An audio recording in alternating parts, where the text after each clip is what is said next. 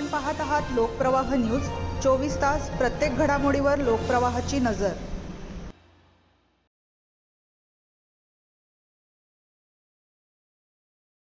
कर्जाचे आमिष दाखवून प्रोसेसिंग फीच्या नावाखाली 5 लाख उकळले, फरार आरोपी गुन्हे शाखेच्या ताब्यात।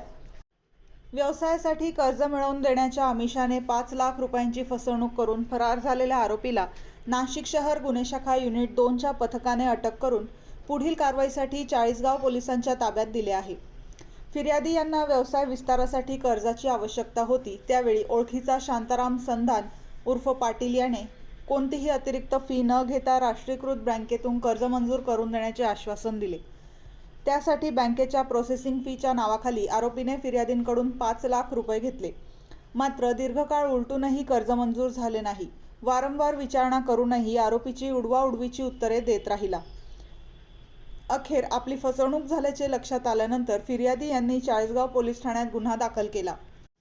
पोलीस आयुक्त संदीप कर्णिक, पोलीस उपायुक्त किरणकुमार चव्हाण आणि सहाय्यक पोलीस आयुक्त गुन्हे शाखा संदीप मिटके यांच्या मार्गदर्शनाखाली गुन्हे शाखा युनिट 2चे पथक फरार आरोपींचा शोध घेत होते। दरम्यान आरोपी शांताराम संधान हा आडगाव परिसरात आल्याची माहिती पोलिसांना मिळाली।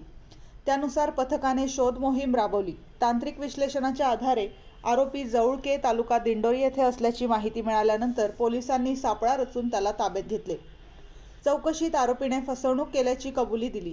ही कारवाई गुन्हे शाखा युनिट 2चे प्रभारी सहाय्यक पोलीस निरीक्षक हेमंत तोडकर यांच्या नेतृत्वाखाली सहाय्यक पोलीस उपनिरीक्षक मनोहर शिंदे, नंदकुमार नांदुडीकर, चंद्रकांत गवळी, प्रवीण वानखेडे, तेजस मते, जितेंद्र वजिरे तसेच इतर अधिकारी व कर्मचाऱ्यांनी केली।